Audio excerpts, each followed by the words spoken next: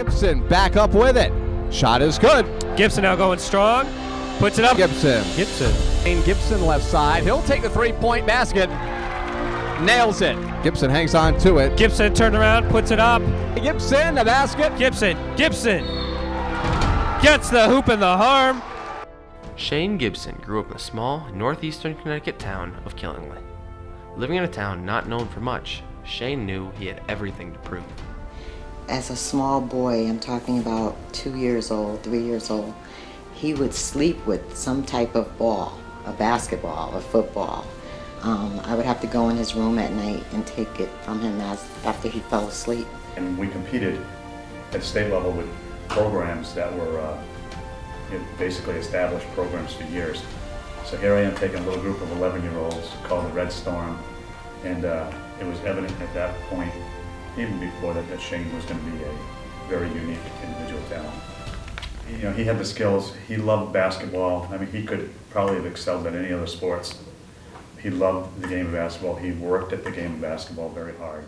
Chose basketball because it was honestly it was indoors. It was nice and warm. I was playing football also when I started playing sports, playing outdoor football, tackle football.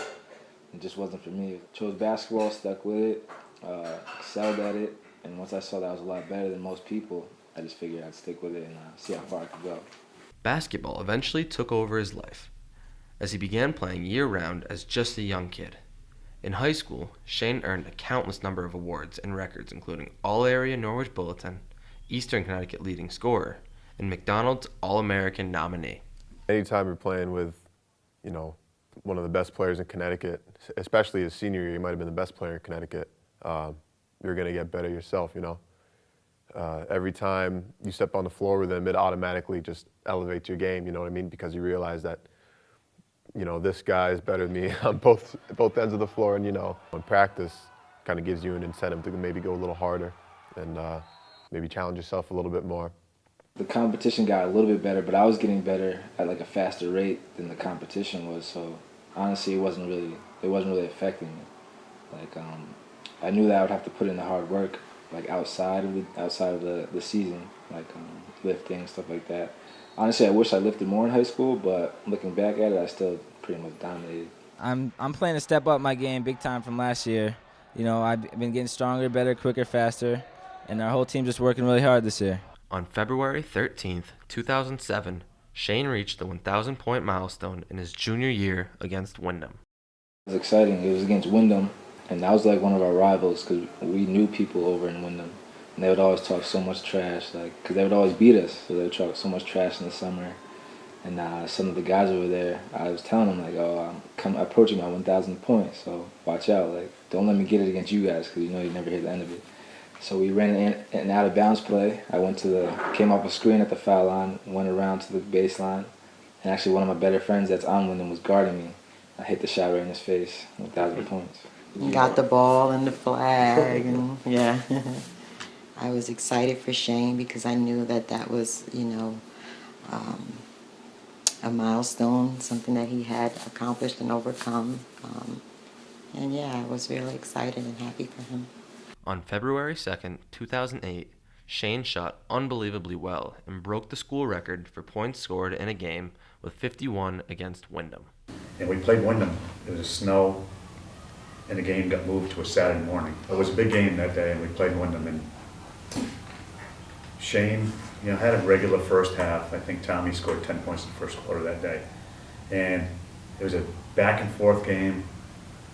And going into the second half, into the third quarter in particular, it was like back and forth between Alvin Durrett on their team, who was a real good player, and Shane, where they were trading basket for basket. Well, Shane got on a roll in the third quarter, and he actually, from the 4.5 minutes left in the third quarter to the end of the third quarter, he scored 31 points in 4.5 minutes. A 10-point lead had disappeared, and the game was tied, and we got a timeout. We got to the bench, and Shane says, "Listen, guys, I'm not going to score 50 points and have us lose."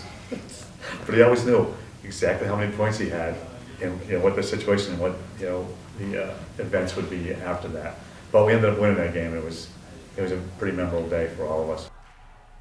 He stood out among the rest as a 4-year varsity starter and couldn't be stopped. He dominated every team he played, especially his senior year, leading the Redmen to a 17-3 season and earning a bye in the first round of the state tournament as a number 1 seed. However, in a shocking upset, Killingly lost to Bethel 56-43. We went 17-3, the best record in Killingly history. It was good to be a part of that team. Those were my brothers. Like I said, Tommy DeRozier was on that team, DJ DeLisser, my 2 best friends. Coach was Scott DeRozier. He's like my second dad, so it was just all love. Everybody, that was probably one of the better seasons I've ever had. And if you ask those guys, it's probably the favorite season that they've ever been a part of. I mean, that was a tough night. Nothing was falling. Had a lot of bad information prior to that game, so my mind wasn't really into it. So just something I'm not gonna forget because it keeps me humbled and keeps me going. But I know that we would have won the states. We could have been state champions. Bethel made it to the state championship game that year. We could have been state champions. Once we lost, it was hard that day, but my mind was on the other things. Like I was worried about college, dominating college, getting ready for that. After that high school game was over, I was done with it. So it really didn't affect me. I held on to it, like to be smarter at going forward, but I didn't really think about it too much. It was over, and I had bigger things to fry. He began to make a name for himself as an all-state player his junior year.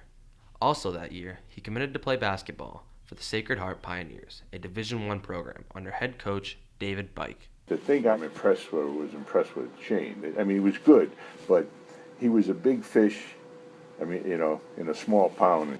He also became a big fish at Sacred Heart.